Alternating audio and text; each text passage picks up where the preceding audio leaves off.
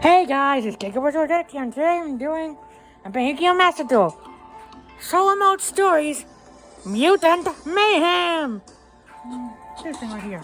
Let's go!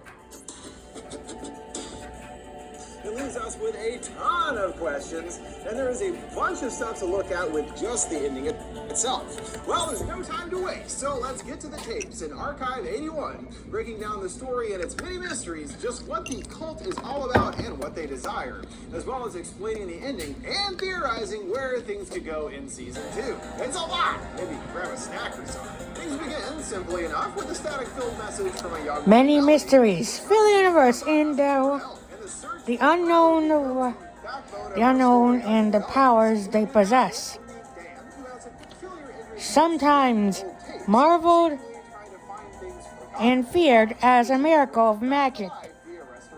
or magic, humanity has embarked on an unstoppable quest for knowledge, and with science and technology have revealed many secrets. But the mysteries of this world never cease.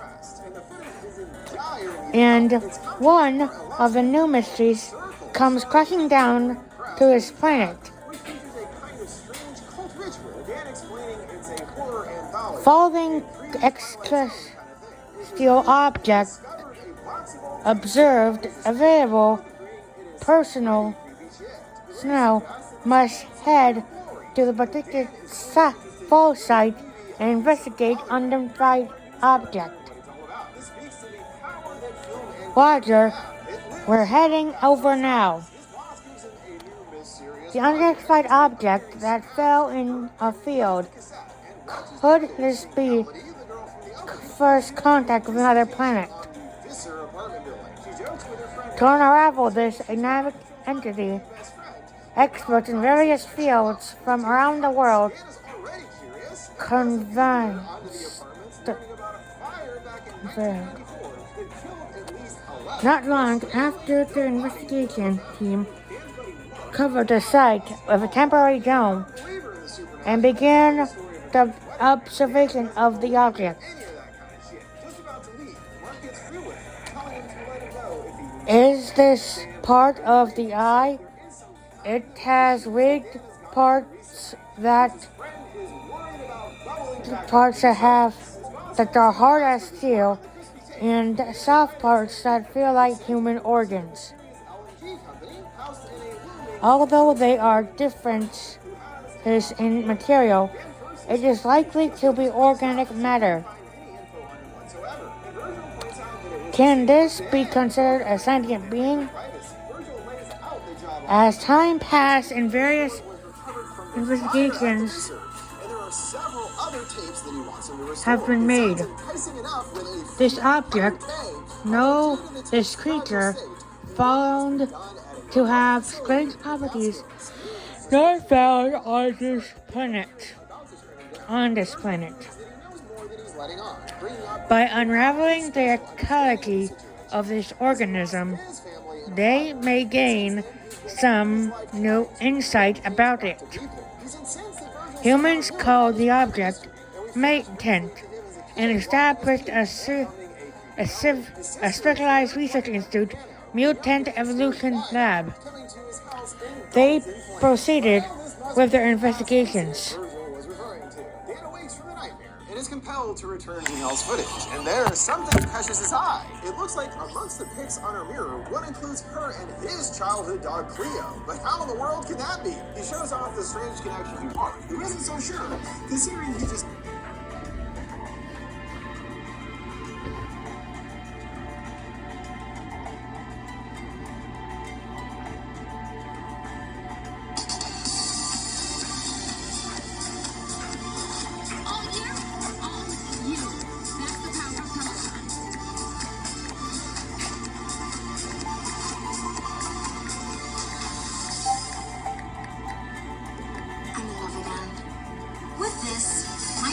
Is a secret dry spray.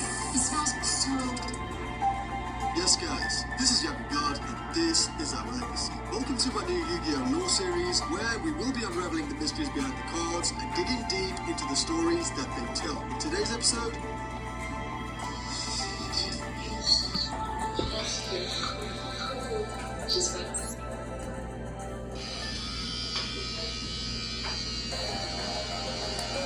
At Mutant Evolution Lab, various studies have been conducted day and night in order to make precise observations.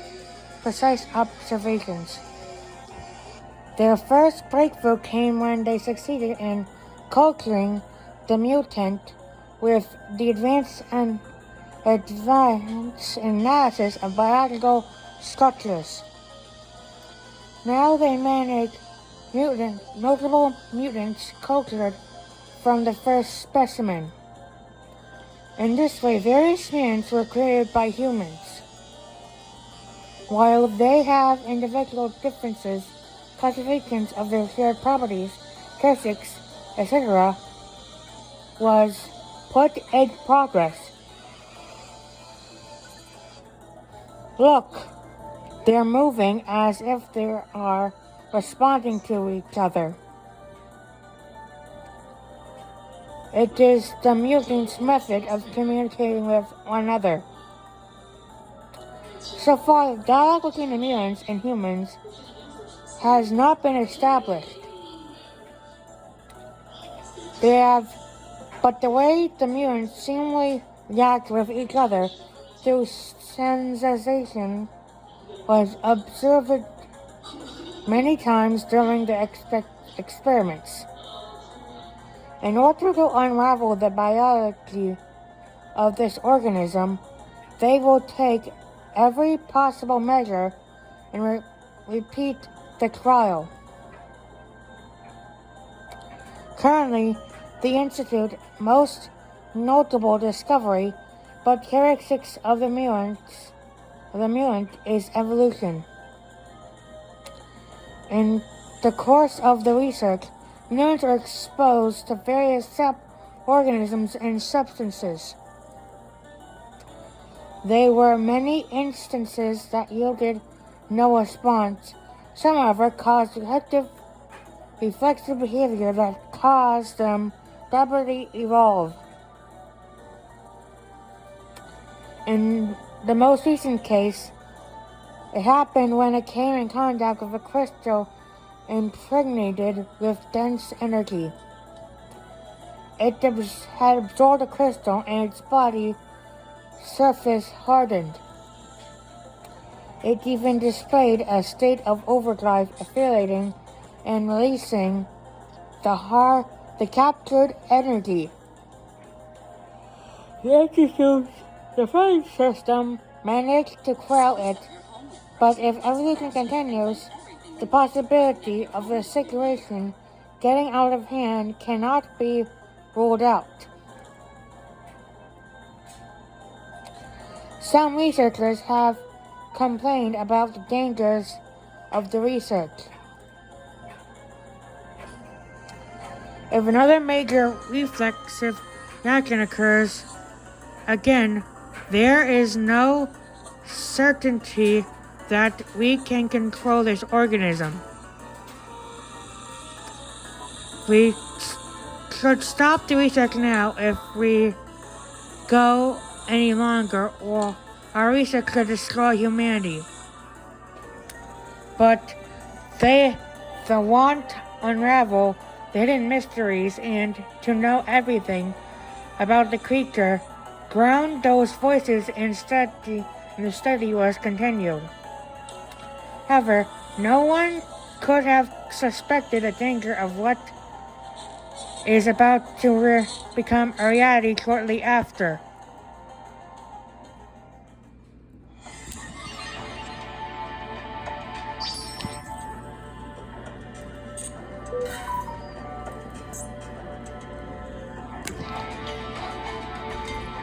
Yugioh, because this was enemy cut and shave. Hope you enjoy my ponytail. You really like it, don't you? Hey, I know it will shock you, but I want to cut all my hair off and shave it bald.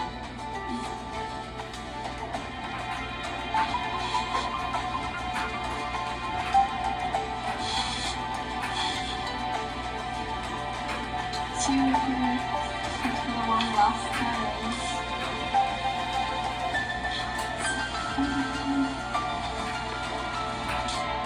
I'm sure what you want.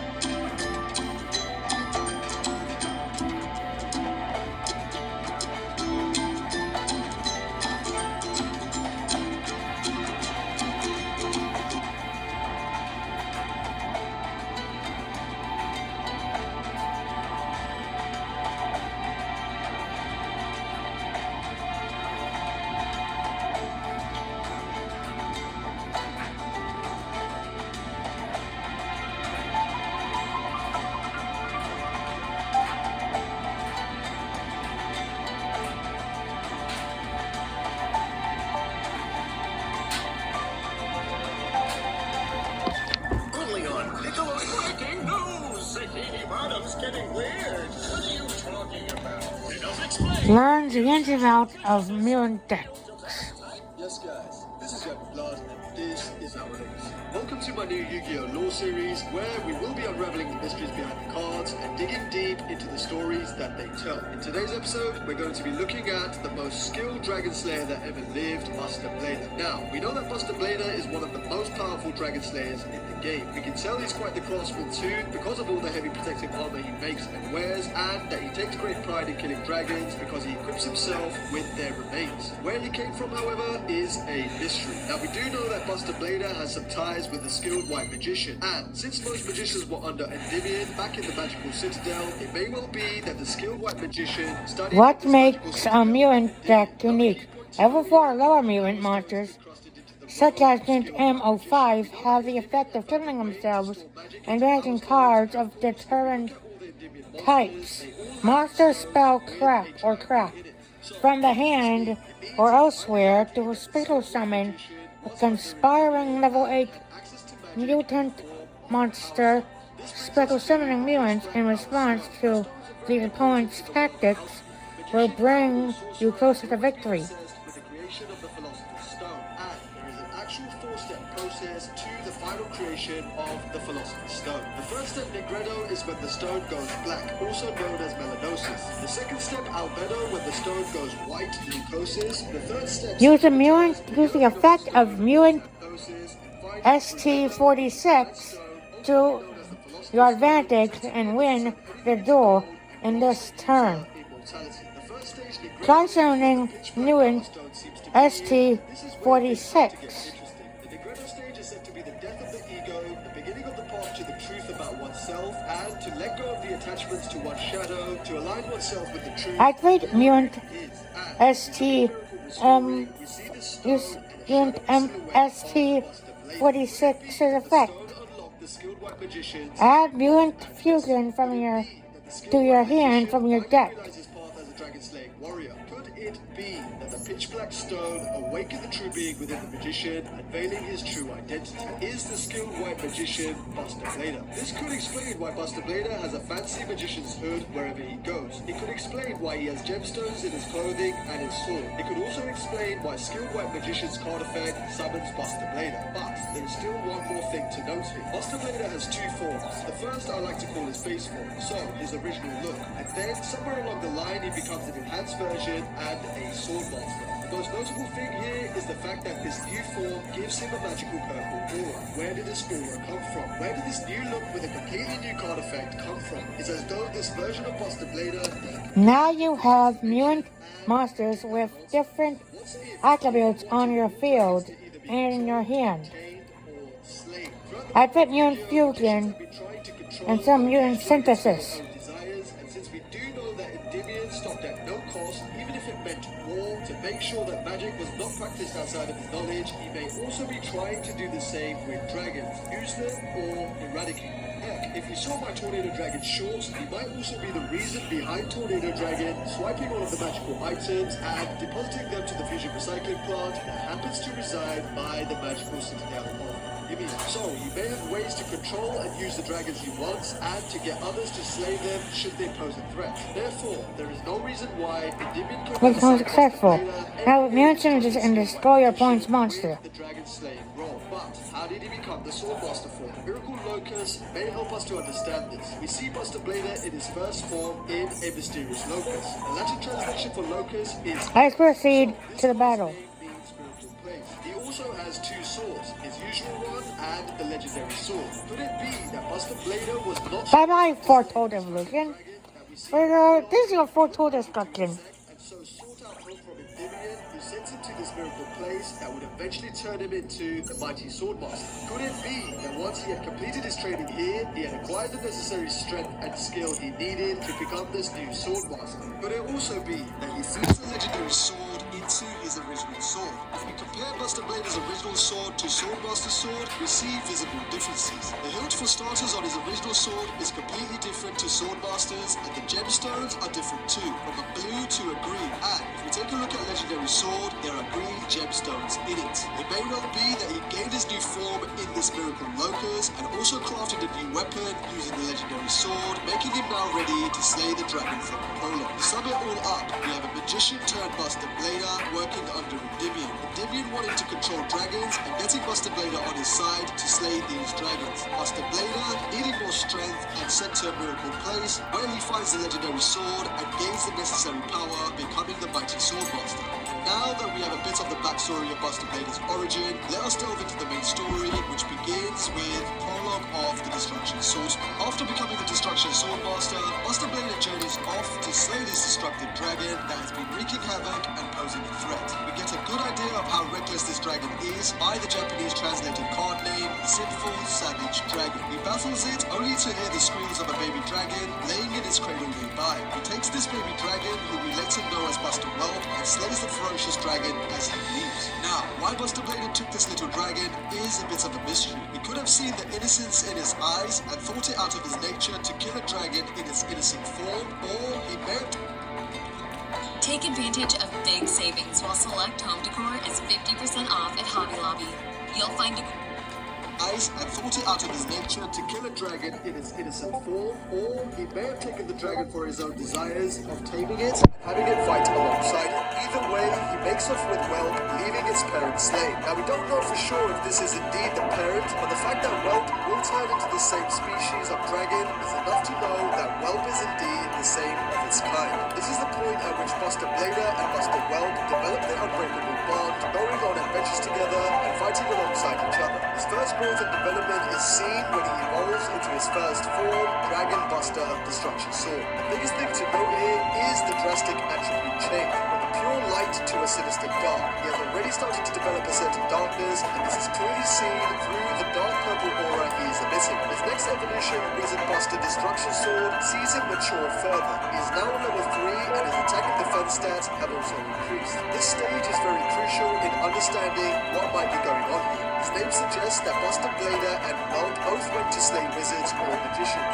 He is carrying 2 swords thanks to the excellent crafting abilities of Buster Blader, which further shows their ever-deepening bond. By paying close attention to these swords, we see that the same power stones with a triangle in it from Endymion are present in them. Did Endymion get Buster Blader to slay the magicians that rebelled against him? It strongly suggests once again Endymion's hand in all of this. Whelp's darkness continues to grow, and we can see that he is drowning in this purple dark aura and slowly falling. His last evolution sees him as Robo Buster Destruction Sword. Here he continues to retain his dark attribute. His level The final attempt to banish monsters, for example, was effective. Servant Psychic Rick. Grown in size, hinting to him being able to grow to adult size. But it is unclear why they go out fighting robots and or machines. This could Different get art, Endymion's devious plans to overthrow anyone that could pose a threat to the his opponent's dominion. field Since we and know Buster the Blader banished to be a cards dragon banished slayer, by not them. magician or robot Has slayer, been this summoned only a level suggests that wisdom he had been assigned by burn someone to carry out monster particular missions, to which would counter be the them. slaying of different types of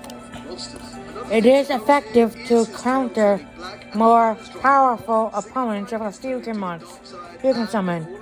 If you can summon Mutant Ultimates by using Mutant Fusion or Mutant Cry, you will be one step closer to victory. The background of the card art, we see that Buster Dragon has destroyed an entire village, and it is now up to Buster Blader to slaughter his beloved friend and companion. Buster Dragon's rage and anger knows no bounds, and a thing called karma comes back to bite Buster Blader. Was his karma to die by the hands of the same species of dragon he slayed once before? Was his karma to realize he had let Buster Whelp kill his own kind? Was it his karma to answer for killing Whelp's mother, father, or parent? He stood head to head with this beast before him, but was he a beast or was he his beloved friend? The greatest warrior that ever lived was met with his greatest challenge, yes, but was love enough to get through to Whelp? sadly, it wasn't. He lifted his sword once again, pierced through Buster Dragon, and as his head hit the floor, Buster Blader got lost in memories. The memories he had with his little dragon pup, the unbreakable bond they had developed, and as he tried to pull back the tears, he couldn't control the deep emotions he was feeling. The sword was soaked in Whelp's blood and Blader's tears. As Whelp began to breathe his last, he was able to feel Buster Blader's pain and could feel that his master would be incomplete without him. The tears dripped onto Whelp as he lay dying, and it was at this point Whelp had realized his mistake. He realized what he had done and wished that Buster Blader would forgive him, with his last wish being to merge with Buster Blader and be with him forever. The power of a true bond is unmatched, and with this, both the Master Swordsman and his faithful companion merge their souls together, combining their bodies into one. I would like to mention here that we do see Whelp in his adult form, which suggests that his Buster Dragon form is just a transformation to his evil side, which he cannot control. It's kind of like the Saiyans in Dragon Ball that lose their transformation and revert back to their base form when they are defeated. So, when Buster Blader defeated Buster Dragon, he reverted back into adult Whelp. Both then merged into one, bringing forth the mighty dragon, Destroyer Swordsman. His new form now means that Whelp will be with him till the end and will protect Buster Blader, giving him a new sword and upgraded armor, and his spirit will live within the swordsman till the day that the mighty Blader shall return. They battle alongside each other once again. That is the story and origin of Buster Blader. Let me know your thoughts and any points you might want to add in the comments, and I'll see you in the next episode. Peace.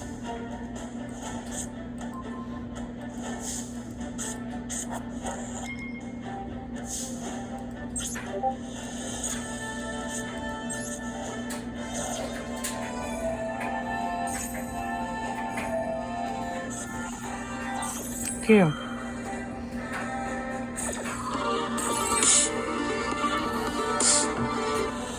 Welcome to the Kill Count, where we tally up the victims in all our favorite horror movies. I'm James A. Janice, and today we're looking at The Shining, released in 1980. I don't know how else to begin this episode than by admitting that I'm a little intimidated to be doing it. The Shining is easily one of the biggest horror movies of all time. Although it had a mixed response when it first came out, even earning a couple of Razzie nominations for Worst Actress and Worst Director, The Shining was quickly reevaluated by critics and is frequently found at or near the top of lists of the greatest horror movies of all time. Shit, it's even preserved by the Library of Congress. Based on Stephen King's third novel, which was published in 1977, The Shining's big screen adaptation was co-written, produced, and directed by one of the most influential filmmakers who ever lived, Stanley Kubrick. Or Kubrick, I've heard it both ways. Kubrick's filmography is basically a parade of classics, with recognizable masterpieces nearly as acclaimed as they are diverse in genre. To say he was a great craftsman is to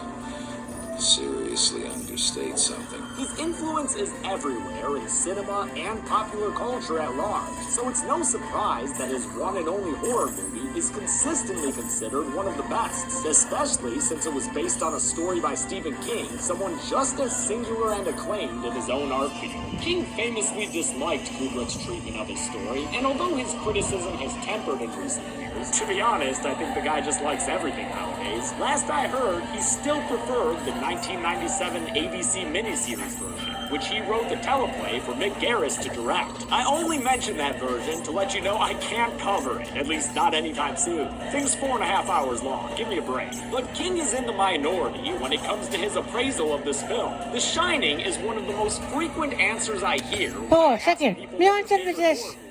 And although some may find that answer cliche, I'm not surprised that so many people were affected by this beautiful, haunting, epic film. I'm gonna try to do my best to do the movie justice in this episode, but keep in mind that this is probably the most dissected and analyzed film to ever be on the Kill Count. I mean, there's a whole damn documentary called Room 237 that covers people's interpretations and theories about the movie, some of which link it to Native American genocide, others to the Holocaust, and one to a conspiracy theory that claims Stanley Kubrick helped fake the moon landing. I'll tell you what I can about The Shining, but we'll barely be scratching the surface. At the very least, I can tell you how many people die in it, so let's get to the kills. The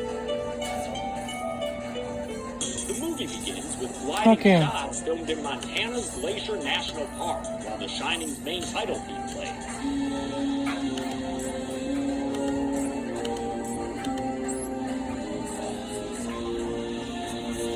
This foreboding hymn of synth sounds was composed by Wendy Carlos and Rachel Elcock, and the tune grows in creepiness as a single yellow car makes its way to the isolated Overlook Hotel in the Rocky Mountains. Now, while King was inspired to write The Shining during an off-season stay at the Stanley Hotel in Colorado, these wide exterior shots depict the Timberline Lodge in Oregon. However, close-ups of the hotel's exterior shown later were all done on a set built in the UK. So in real life, there isn't just one hotel that you can call the Shining Hotel, especially since the insides were all custom-built sets based on various hotel interiors from around the world. Jack Torrance, played by Jack Nicholson, in possibly his most famous role, despite having a career chock full of them, meets with hotel manager Stuart Holman ahead of his new job to be the Overlook's winter caretaker during the off-season.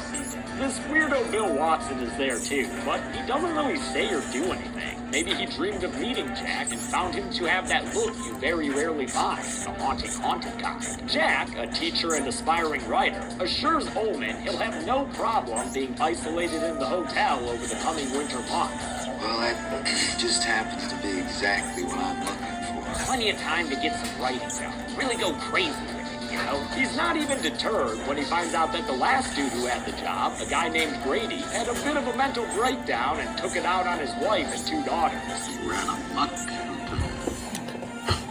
Fuck you, fork toes, Lincoln. Killed his family with an axe. That sordid history doesn't bode well for Jack's family, who's going to be staying at the hotel with him during the winter. His wife, Wendy, played by Shelley Duvall, tries to get their son Danny excited about it, but he's pretty trepidatious because Tony doesn't want to go. Oh, who's Tony? He's Danny's little friend who lives in his mouth. I want to go there, Mrs. Torrance. Well, how come you don't want to go? I just don't. He just doesn't want to, Wendy. God! Tony shows Danny why he doesn't want to go in a series of psychic images that include a river of blood coming out of the hotel's elevator and some creepy-ass little girl. Spooky! After Danny's little scare in the bathroom, he's seen by an unnamed doctor who's given a heaping dose of backstory courtesy of Wendy. Wendy mentions that some time ago, her husband Jack came home drunk and accidentally dislocated Danny's shoulder by pulling him away from a mess too hard. It's just the sort of thing you do 100 times for the job, you know, park or in the streets. But on this particular occasion, my husband just used too much strength and he injured Danny's nerve. The doctor seems rightfully concerned about the potential abuse, but Wendy says there was a silver lining. It got Jack to stop drinking. Yeah, he hasn't had any alcohol in 5 months. The Torrance family makes the long drive to the Overlook Hotel on its last day of the season, where Stuart Ullman and Bill Watson are there to give them a tour of the facility. As soon as Jack's done with that playgirl anyway, the tour takes the Torrances and the viewer all over the hotel in long, unbroken shots. And a close examination of the layout reveals that some of it just doesn't make sense. The best example I can show you is that this window in Stuart Ullman's office shouldn't logically be there. If you follow Jack as he walks towards it, you can see there's actually a hallway back there. But once Jack gets into the office, there's a window on that wall looking outside. The illogical layout of...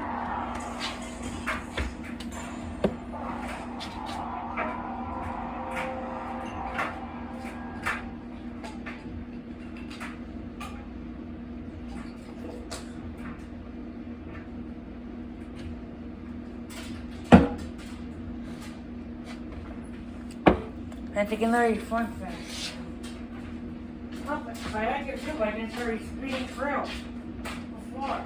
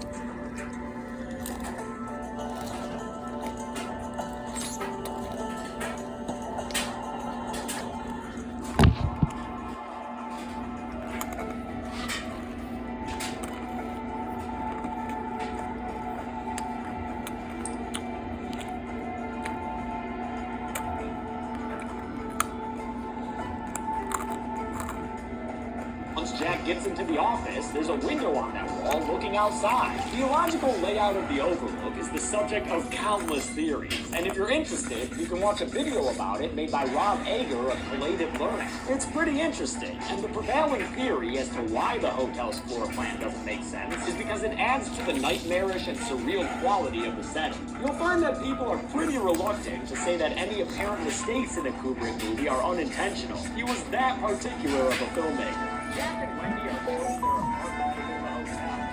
2 rooms, a kitchen area, and a bathroom.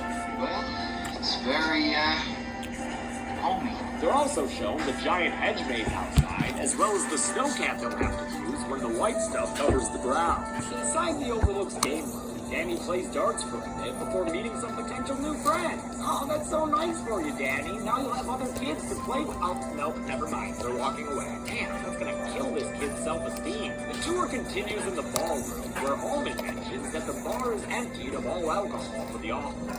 Jack says that. We don't drink. The tourists are introduced to the hotel's head chef, Dick Halloran, played by Scatman Crothers, and he takes Wendy and Danny on a tour of their enormous kitchen. After showing them the walk-in freezer full of meat and the pantry full of dry goods, Halloran offers Danny a psychic icy treat. Hell yeah, Doc wants some ice cream. That's what's up. Over a couple of bowls of ice cream treats, Halloran tells Danny how he was able to talk to him brain to brain, something he and his grandma used to do all the time. You call it shiny.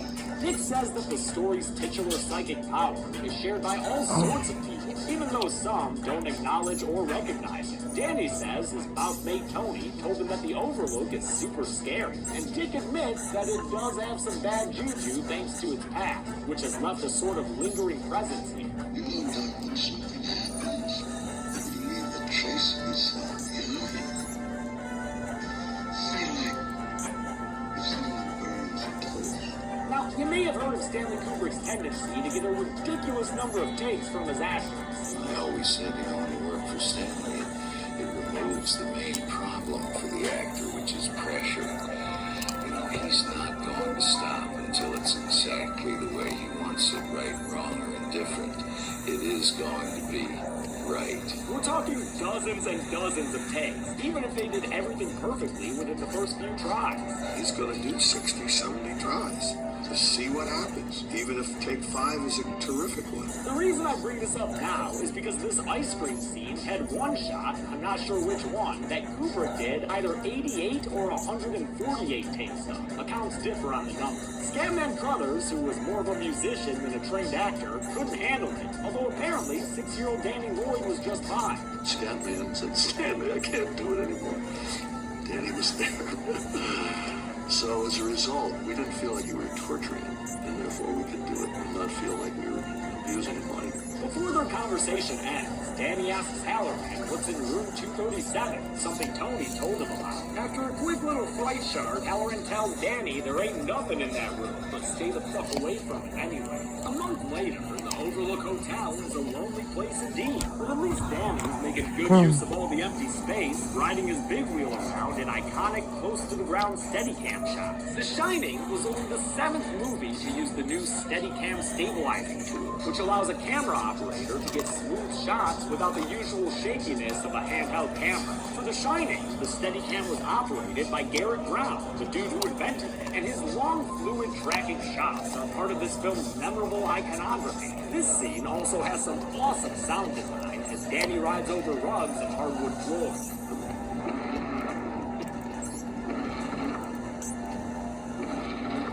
like Danny, Jack's not making the most of his time here. His typewriter has been left unattended as he tosses a tennis ball around the hotel. When he grows bored playing wall ball, he takes a gander at a model of the hedge maze that Wendy and Danny are currently running around in. The maze was an impressive feat for production to build and was so big that the cast and crew wound up getting lost for real in it. We could never find out where we were. We were always lost. We always had to shout and have somebody work their way in with a diagram and get us the hell out of there. In fact, Stanley challenged him.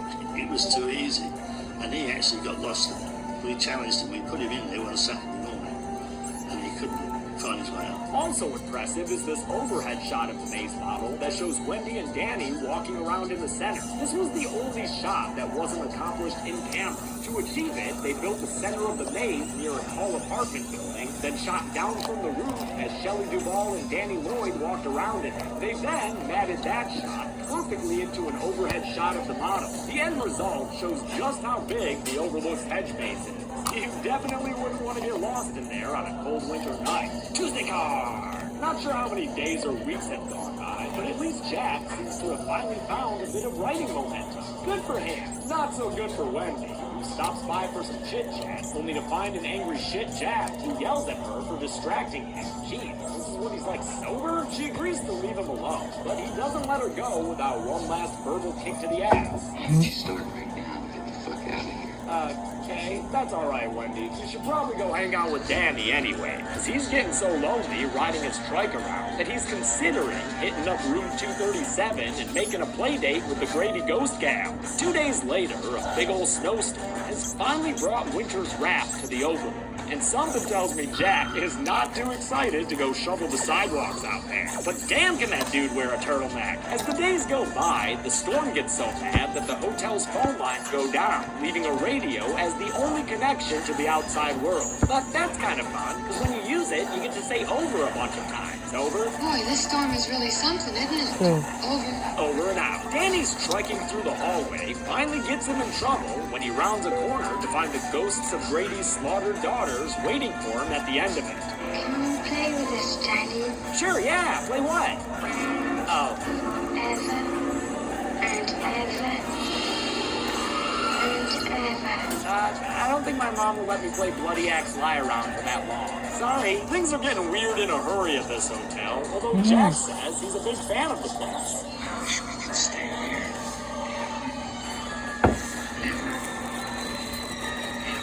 Danny finally breaks his promise to Halloran and walks into room 237, all while his dad takes a snooze at his writing desk. Aw, is he dreaming about being a dog? How cute! Where do you die? I killed you and Danny. Oh, no, it was about murdering his family. Danny returns to his parents, sporting a new bruise on his neck, and Wendy immediately accuses Jack of being responsible for it. Why would she jump to a conclusion like that? Where do you die? I killed you and Danny. Oh, yeah, that. My husband just used too much strength and he injured Danny's arm. And also the shoulder thing. Never mind, she runs away from Jack. Since he feels wrongly accused, he takes his frustrations out by doing some freestyle dancing in the hallway. Hey man, why don't you pull up a chair to this empty bar and take a load off those crazy feet? Goddamn soul. Where's the beer? Sell your soul for a beer, you say? Well, I've got good news for you, Jack. This here is Lloyd, and souls are legal tender for his tab. Jack gets a bourbon on the rocks and tosses away his 5-month chip in one gulp. It gets him feeling real loosey-goosey, to the point where he's calling Wendy a sperm bank and a bitch, and complaining about how she won't forgive him for hurting Danny that one time. That's when Wendy finds him, sitting at the bar all alone, and she tells him that Danny's neck bruise came from a woman in a room upstairs. Which room was it? Dog, you know what fucking room it was. Although, fun fact, in the book, the room number was 217, the same room King stayed in at the Stanley Hotel when he was inspired to write The Shining. The Timberline Lodge, the Oregon hotel used for the wide exterior shots, requested the room number be changed, since they actually had a room 217, but not a 237. Inside room 237, Jack finds a woman sitting in the tub, and she naked. I am Jack's slowly blooming excitement. But don't get too cocky, Mr. Torrance, because things aren't always as they appear to be. For instance, this young necky woman is actually an old necky woman, which wouldn't necessarily be so bad if not for all that rotting skin back there. Oh, and that laugh. Yeah, don't come at me with that laugh, Michael. Meanwhile, from his fly-ass home in Miami, Dick Halloran has a premonition that leaves him with a terrified look on his face. This wordless zoom-in on Dick being scared was another one that Cooper shot an unholy amount of times. 60 is the number I've heard. It resulted in Scatman actually crying, poor dude. His in-movie terror doesn't come from an obsessive director, though. It's more the result of some kind of psychic connection with Danny, the spittling boy wonder there, who that night lies in bed and sees images of red rum written on a door. Well, that's not so scary. Oh, and the elevator full of blood again. That'll spook ya! Jack returns to their apartment and tells Wendy he didn't see anything in room 237. Ah, Jack, don't be ashamed of your interest in guilds. Wendy says it might be a good idea for them to leave the hotel and head back home. But boy, oh boy, does Jack not like the sound of that, and he berates her for even suggesting it. I'll let you fuck up my race. Not gonna let you fuck this up. He leaves in a huff and feels sorry for himself in the kitchen before rounding the corner to find that the hotel's throwing a full-on pity party for him. It's a swanky soiree in the ballroom where Lloyd the bartender says the drinks are on the house. There's no good here. Well, some of them are on the house, and some of them are on Jack. Oh no, better ask Jeeves there how to get liqueur out of corduroy. The waiter takes Jack into the bathroom and clean him up nice and proper, and it's there that Jack learns this dude is Delbert Grady, the former caretaker of the Overlook. What was that guy's deal again? You, chopped your wife and daughter up into little bits. Oh, that's right, he was the axe guy. But Grady denies the charge and tells Jack that he's the hotel's caretaker. You've always been the caretaker. I should know, sir. I've always been here. Whoa, that's some heady shit there, Delbert. Grady tells Jack that Danny is trying to bring Dick Halloran to the Overlook, although he definitely does not refer to Dick by his name. And he says that Jack had better make sure Danny stops misbehaving. He can't go running through the hotel with a pickle in his mouth, you know? Grady's daughters tried to pull that shit once, and you know what Grady did about it? I corrected them, sir. And when my wife tried to prevent me from doing my duty, I corrected her. Oh, damn, Mr. Torrance is breaking out his red pen, because it's correcting time. First thing that needs correcting, the hotel's radio. I give you an F radio for Back in their apartment unit, Wendy is planning her and Danny's escape when she hears her son screaming from his room in a bizarre voice. I've always found that little fucker immensely scary while he's screaming like that. And while he's kicking his Tony thing into overdrive. Danny's gone away, Mrs. Torrance. These people need the DEA staff, but with the Overlook's phone and radio down, Fuck he's you. got no choice than to take a plane to Denver and rent himself a snowcat to prowl on over to the hotel. Wendy takes a baseball bat to go see if her husband is still acting all a fool. Well, there's nowhere to be Come found. on, Mutant Now you can Changes. finally read the masterpiece. Oh, that's been I already have tucked away. activated. Let's see what it's about. Seems a little too existential. Maybe I should have activated this Oh, one. man, can you say I may repetitive? have targeted an arsenal. Jack finds Wendy peeping at his work, but he's not exactly in the mood for any constructive criticism. He is in the mood, however, to discuss the way they're raising their child. I think you have some very definite ideas about what should be done with Danny, and I'd like to know what they are. She tells him they need to take Danny to a doctor, but Jack just mocks her and yells at her again for interfering with his very important caretaking job. He grows more and more unhinged as he stalks her up the stairs in another scene that was shot a ridiculous number of times. I read that Kubrick did 127 takes of it. It was just one part of filming The Shining that left Shelley Duvall a total wreck. Kubrick was a consummate filmmaker, and from my research, seemed like a super cool dude to 6-year-old Danny Lloyd during production. But his relationship with Shelley Duvall was borderline abusive. In order to get a frantic, hysterical performance out of her, he pushed her to her emotional limits by being mean to her on set and having crew members similarly give her the cold shoulder. Look at this. Full of all my hair. I pulled hunks of hair on the windowsill. My back got stuck. They just hunks of hair. Oh, look. I don't sympathize with Shelley.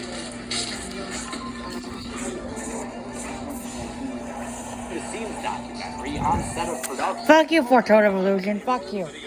We're killing ourselves out here, and you're going to be ready. Mood music. No, I Yeah, but when you're killing it like this, Better part of a year, the long months of stress ended up affecting Duvall's health. from May, how can you do this? And I find I really respect. I'm just gonna bash your brains.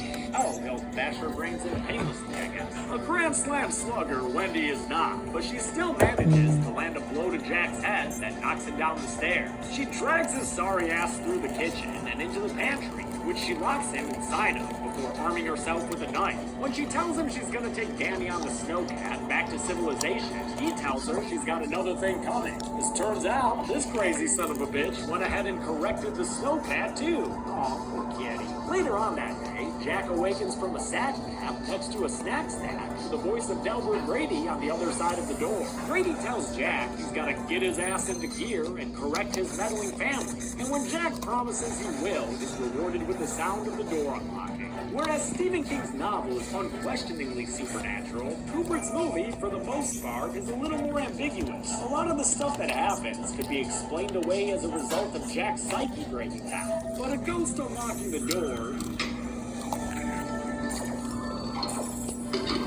is one of the strongest pieces of evidence towards this all happening for realsies. As Dick crawls his way towards the hotel, Danny grows more and more creepy, grabbing a knife like a little Mikey Myers and writing red rum on the door in lipstick. And check out what red rum actually means, Wendy. It's murder, just kind of backwards and with a corn arm. Neat, huh? Jack begins axing his way into the apartment, which causes Wendy and Danny to flee into the bathroom. Although Danny is able to get out of the small window and have a fun time sliding down the snowbank, Wendy just can't squeeze her way out. And so she's in the bathroom for the movie's most enduring and iconic scene, which took 3 entire days to shoot. That had to be helly on Shelley Duvall, since her character is a shrieking mess the whole time. But there's no one watching this video who hasn't seen a parody of this scene in one form or another, even if it's just a riff on Jack's Ed McMahon quote that was actually improvised by Nicholson on set.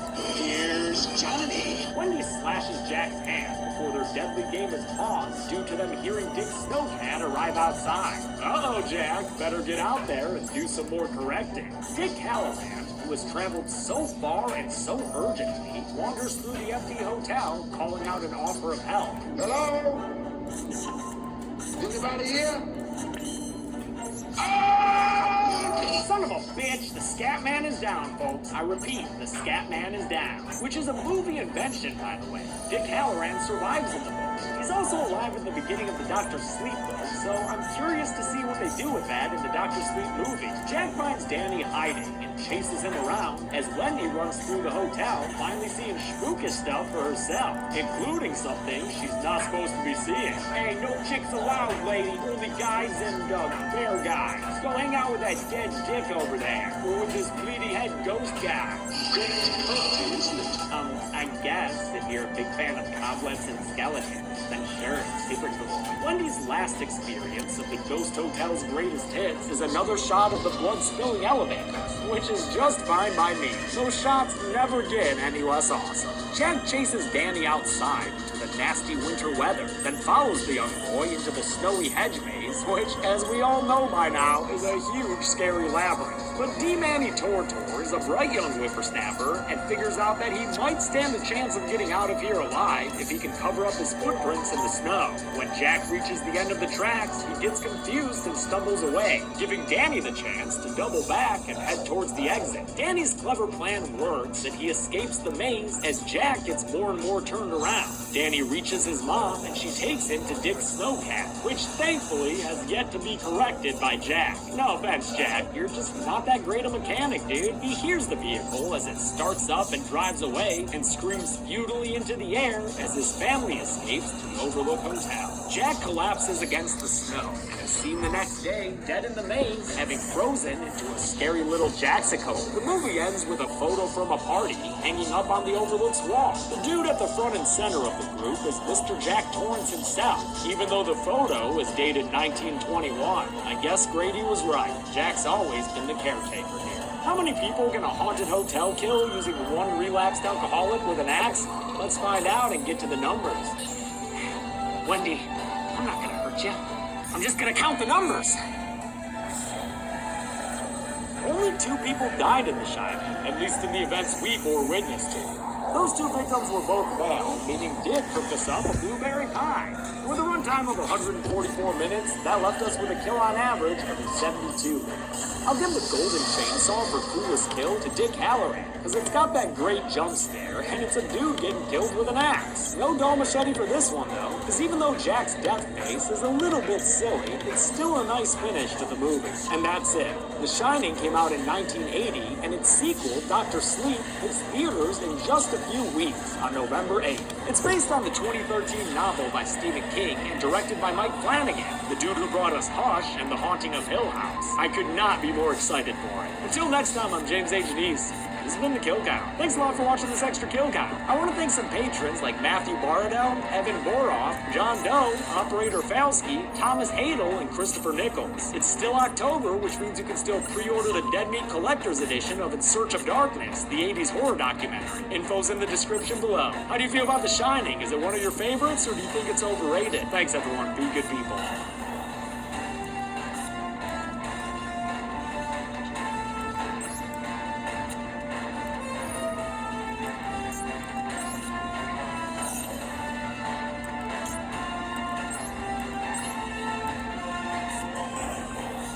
At SAS, we love bold questions because with the right analytics, we make data do amazing things like make the world safer, faster, healthier, and kinder. All we have to do is ask the data. SAS.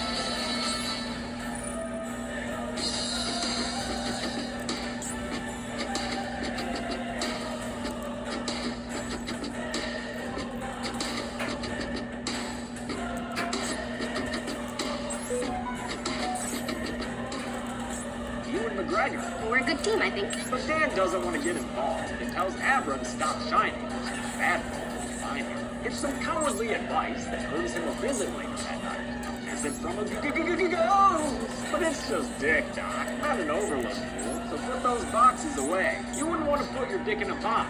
Dick's visiting Dan for the first time since he saw him in Deanie's decrepit apartment 8 years ago. Has it been a long time? Can't tell. This world is a dream of a dream, you know.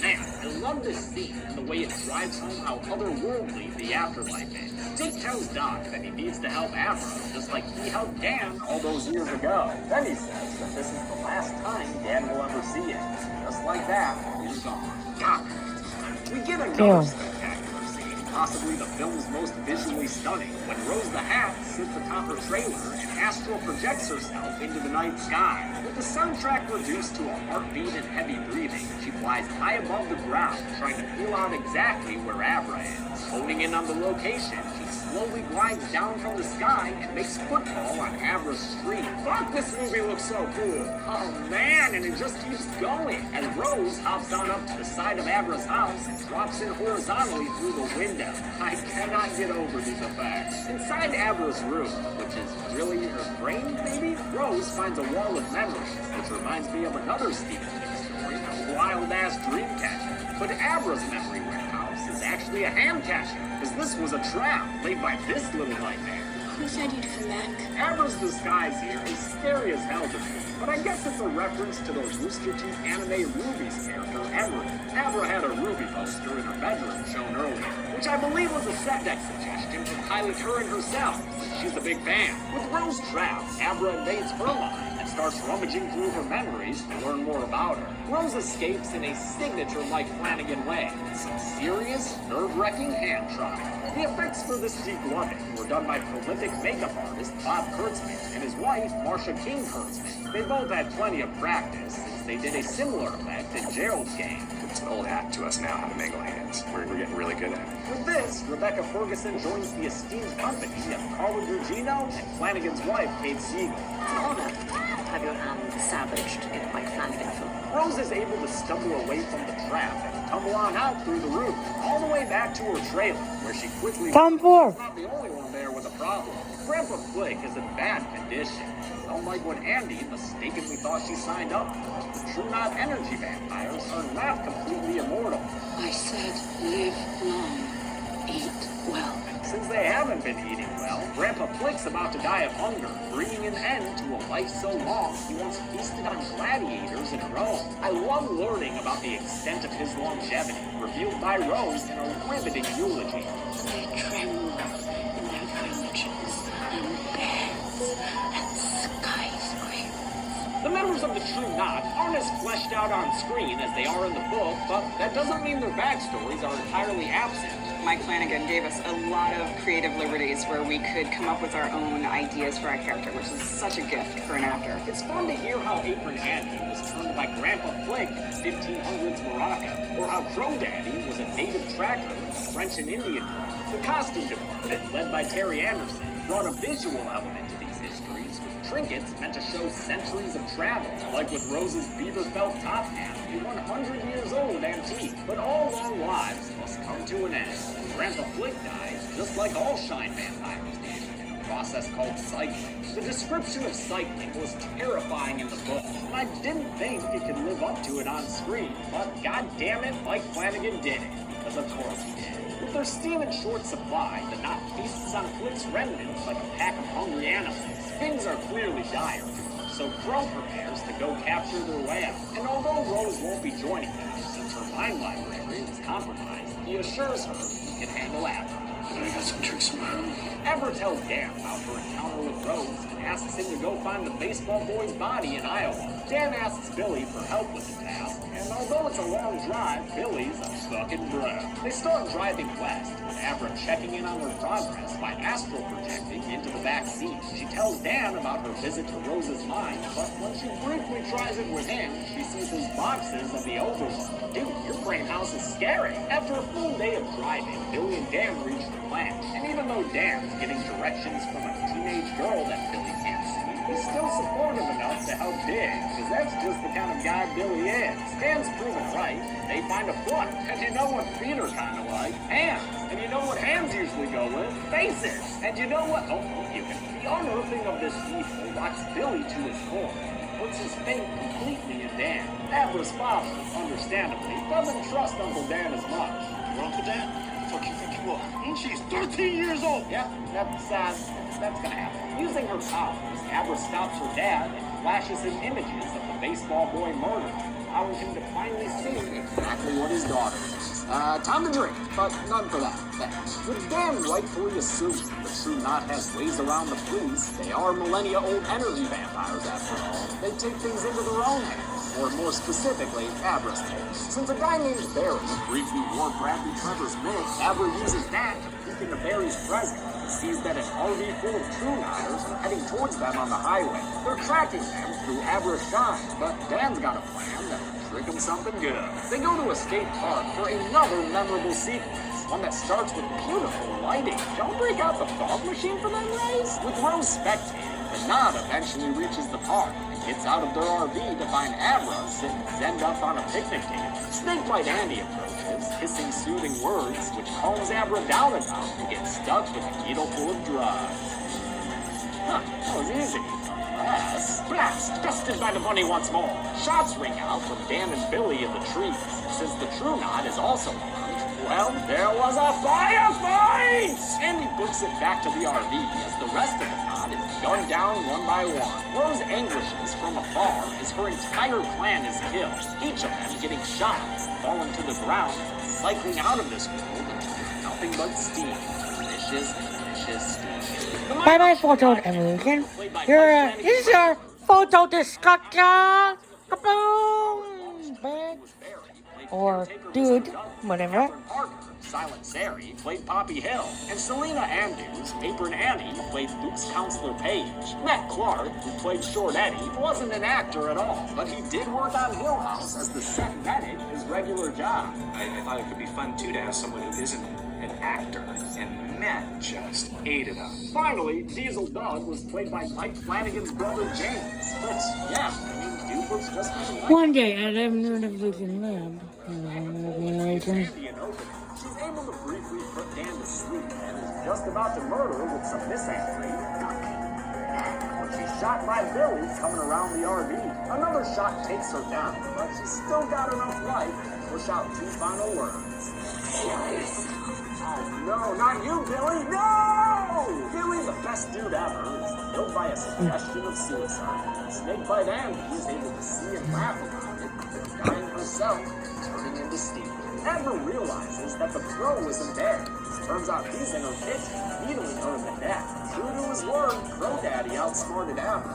In the process, killed her dad with a knife stab to the chest. Dan finds it later, and it confirms David's death. By the way, Amber's mom Lucy left to visit her sick mama, so that's why she's not around. Horror fans may recognize actor Jocelyn Donahue from her starring role in Ty West's House of the Devil. Amber awakens buckled up tight in Crow's van. Too many drugs inside her to properly use her powers. McClarnon has his best scene of the film. Tells Abra her dad's dead and that it's all her fault. Knew I was gonna have you. So they're deaths. All of them. Just a waste. Damn, Abra, get wrecked. Dan fights off the temptation to drink in dismay and instead reaches out to Abra. Even if she can't transmit her powers, maybe she can receive them like a radio. He successfully tunes in WABR, which allows him to project the powers of the Shine continue as Dan touches hands and transfers himself to Abra's body. Kylie Curran is great in this entire movie, but she gets extra points for how well she plays a different character inhabiting her body. Who are you? I'm the guy that killed your friends. And that guy's got another trick up his sleeve, one that'll make Crow wish he had Life finds a way. crashes the car into a tree and sends Crow Daddy through the windshield, evoking a scream of anguish and throws hundreds of miles away. Abra, now in control again, walks up to the dying Crow Daddy and coldly tells him that The opponent will use dimensional figure, and Markle causes to banish cards that are supposed to be sent to the graveyard. Tactics utilizing the graveyard becomes more difficult, but mutants and Memphis monsters can make the duel more advantageous, even in that situation. In particular, Memphis cards may have even more opportunities to activate their effects. So fight while also taking advantage of those effects of your opponent's cards. Furthermore, the opponent may also special summon cards such as Helios Trismegistus. Now, note that in later half of a duel, if a large number of both players' monsters are banished, attacks and defense will increase. admittedly can get a little too referencey to The Shining, but I think the rest of the film earns this final act. And tell me you don't feel something seeing the Overlook again, boarded up these past 40 years. Dan tells Abra to stay lookout in the car while he heads inside the hotel to wake the place up. Once again, I am in complete awe at how Flanagan was able to recreate one of the most studied film locations of all time. You can tell it was a dream come true for him. Just breathtaking. Every time I walk in here, I'm just floored. It's like walking into your own memory. He spent 6 weeks building sets from the actual blueprints used for the Kubrick film and underwent what he called forensic film school as he tried to recreate iconic shots and angles. All hands were on deck to bring the Overlook back to life, down to the most minute and specific detail. Prop master Scott Nyblom was able to find the exact model typewriter Jack Torrance used and recreated the all-work, no-play pages, even though they barely appear in this movie. Seems like everyone was happy to do the work, especially Mike Flanagan. Like me, he's been a King fan. He was in the 5th grade, and he clearly had a ball making this film. Dan gets the boilers running, which was part of his dad's job as winter caretaker, even though we only ever saw Wendy doing it for him. Then he takes a stroll down memory lane, visiting hallways more Grady Girl free these days, and his family's one-time apartment, including the infamous bathroom door. Here's Obi, his last son, the gold ball, where he takes the seat at the bar, just like his dad did all those years ago. Slow night, Mr. Torrance.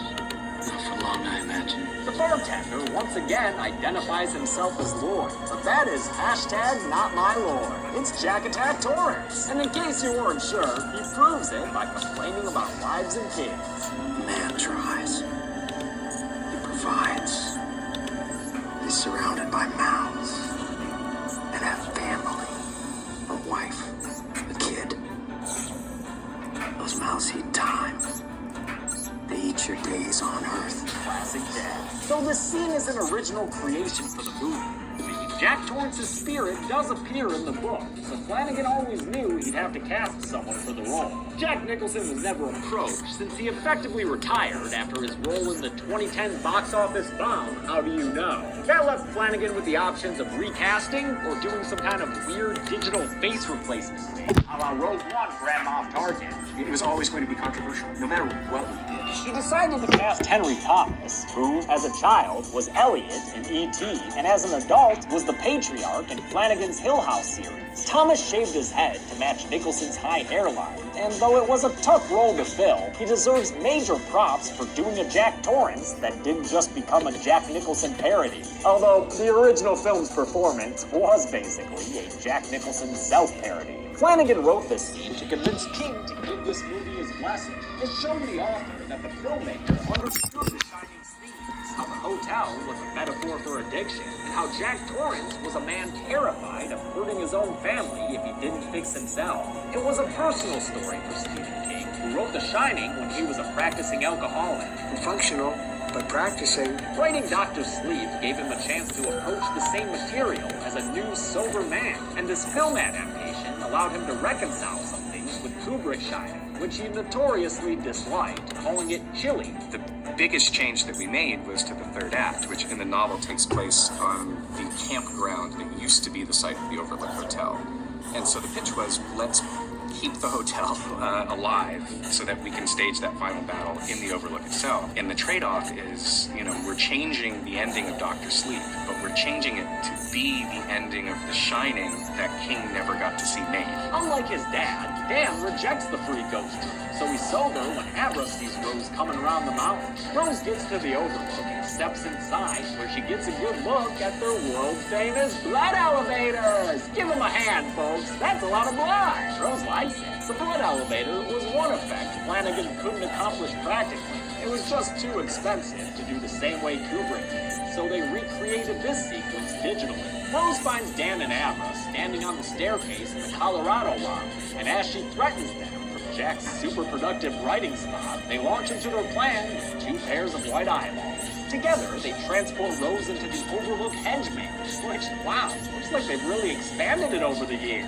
Glad to see the hotel taking pride in its hedges. Rose follows Abra's footprints to the center of the maze, where she finds the young girl waiting to do a Mortal Kombat teleport attack. Oh, what a friggin' shame. After a few of those, Rose puts an end to that, and is just about to monologue her way inside a lockbox when she realizes that this isn't Abra's mind at all. Fuck this noise. Rosie, out! Sorry, Dan. Nice try, though.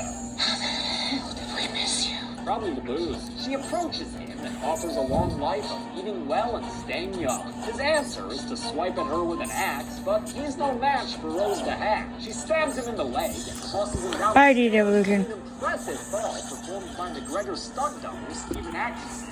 Love seeing behind-the-scenes footage like this. It lets us see the hard work put in by the stunt team led by Chuck Gordon. She pounces on him and thumbs out some delicious Danny steam, seasoned by a long life of trauma. You taste like whiskey. She gets a tad too high off his painful memories, and when she goes sniffing towards his boxes, Dan's happy to open them for her. They're starving. The horde of hungry overlords attack Rose the Hat, shunting at her face to get that sweet, sweet steam. Together, they kill her, which happens a bit too quickly for my liking. She's one of my favorite villains ever, but in the end, she cycles away. Nothing but a cloud of steam and free half for the taking. The ghosts then turn their attention back to their favorite boy. Hello, Connie. And similarly swarm him, too. This is when I think the movie goes a bit too far with The Shining. I'm fine with a possessed Dan chasing Abra with an axe, because that actually comes from The Shining novel, only it was Jack chasing Danny.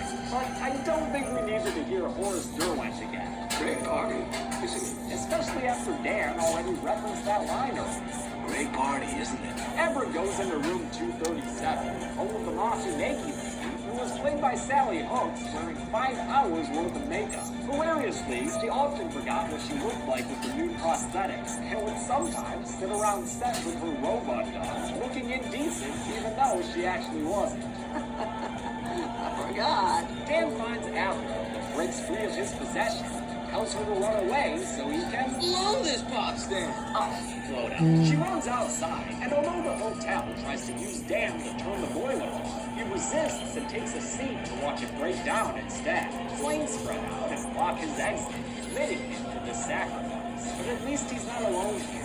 His ghost mom Lenny shows up to spend his final moments with him. Alrighty, dear, you've been different dimensioned. Hello. Abra chats with the ghost of Dan, who's visiting her just like Dick used to visit him. He apologizes for what he told her when they first met, that she should keep her head down and her shining to herself. Shine on, Aberstone. You shine on.